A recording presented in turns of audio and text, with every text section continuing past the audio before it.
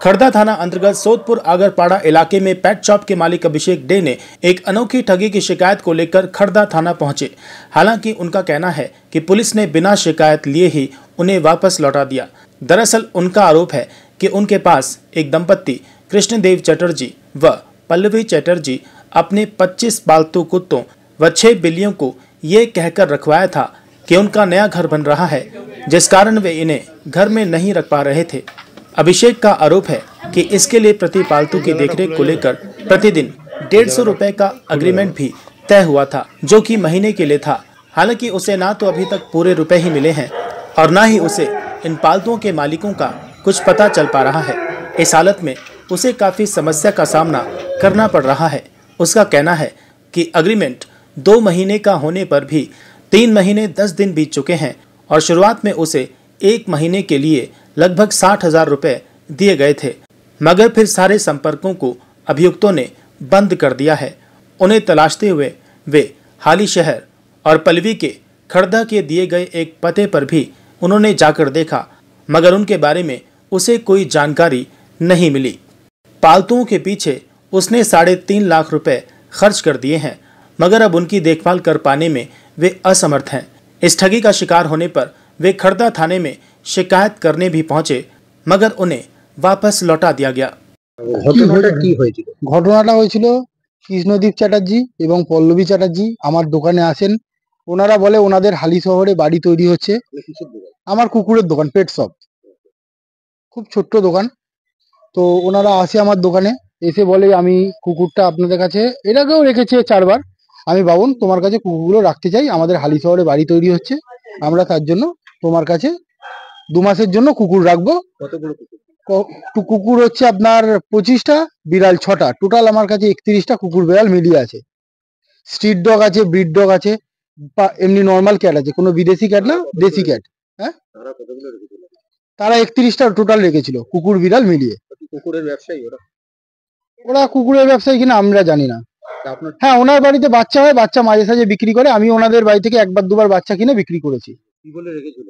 রেখেছিল আমাদের ফ্ল্যাটে রাখতে অসুবিধা হচ্ছে, আমাদের বাড়ি তৈরি হচ্ছে, তার জন্য বাবন তোমার কাছে আমি কুকুর রাখলাম 2 মাসের জন্য। আমি বেশি করে পয়সা দিতে পারবো না, 150 টাকা করে কুকুর রাখার জন্য দেবো এবং 30 টাকা 35 টাকা খাওয়া খরচা দেবো। সকালে 15 টাকা, বিকালে 15 টাকা, এরকম ধরনের আমাদের সাথে কথা হয়েছে।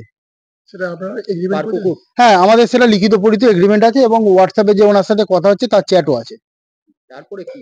তারপরে না উনি কোনো রাখার দিন কুকুর আমার স্টাফের অনলাইনে, আমার স্টাফের ইয়েতে ফোনে 20,000, আর একদিন 20,000, মানে একদিনের মধ্যে 3 বার 20 করে 60,000 টাকা পাঠিয়েছিল। তারপর কোনো তারা পয়সাও দিচ্ছে না।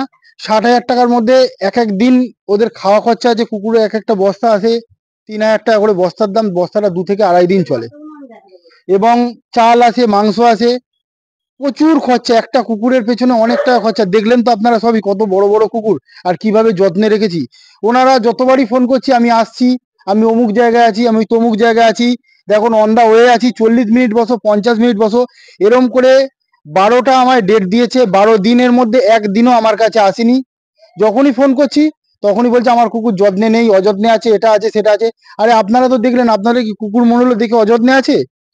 কুকুরগুলো তো এসে আপনারা দেখুন, যদি আপনার মনে হয় আপনার কুকুর অযত্নে আছে, আমার কাছে এসে দেখুন, দেখে সামনে দাঁড়িয়ে বলুন অযত্নে আছে, আমি 1 পয়সার মতো আপনার কুকুর আমি দিয়ে দেবো। আমি কুকুরগুলো এখন খাওয়াতে পারছি না, কুকুরগুলো আমার জন্য দুবেলা অপেক্ষা করে কখন এসে আমি খাওয়া দেবো। আজকে 91 ডেজ চলছে, না কোনো পয়সা পাঠাচ্ছে, না কিছু পাচ্ছে। আমি কুকুরগুলো খাওয়াতে পারছি না, আমি নিজে খেতে পারছি না। আপনি কি বলেছেন যে কুকুরগুলোকে নিয়ে যাওয়ার? প্রত্যেক দিন ফোন করছি, কুকুরগুলো নিয়ে যান, কুকুরগুলো নিয়ে যান।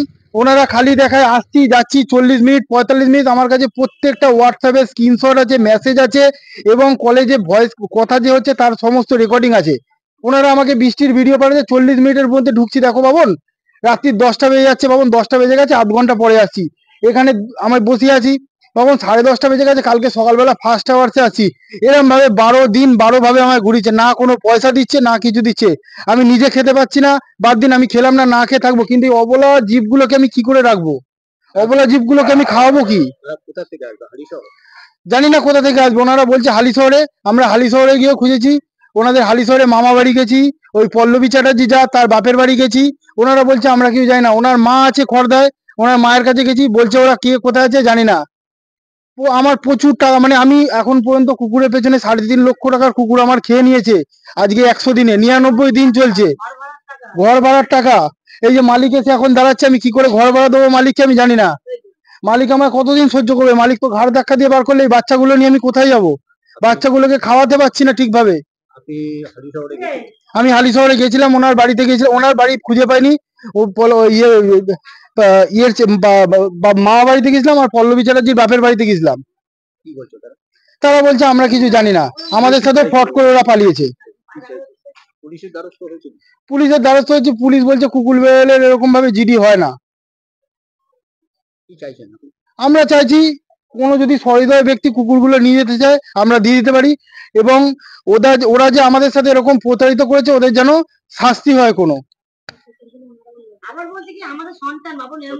আমাকে একদিন বলছে রাত্রিবেলা ফোন করে কুকুরগুলোর যেন কোনো ক্ষতি না হয়, কুকুরগুলো আমাদের সন্তান। আচ্ছা, তোমার সন্তানকে তো আমি যত্ন করে রেখেছি, তুমি আজকে এলিগেশন দিচ্ছ কুকুর যত্ন নেই এ নেই। তুমি সামনে এসে দেখো কুকুর যদি যত্নে না থাকে, তুমি যেটা বলবে আমি সেটা মানতে রাজি হব, কিন্তু আমার সামনে তো আসতে হবে।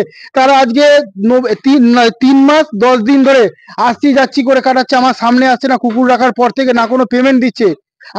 আমি নিজে খেতে পাচ্ছি না, কুকুরগুলো খাওয়াতে পারছি না লোকের থেকে। করেন হ্যাঁ, সেখানে পুলিশকে আপনার যে লিগ্যাল কাগজপত্র আছে পুলিশকে দেখিয়েছিলেন?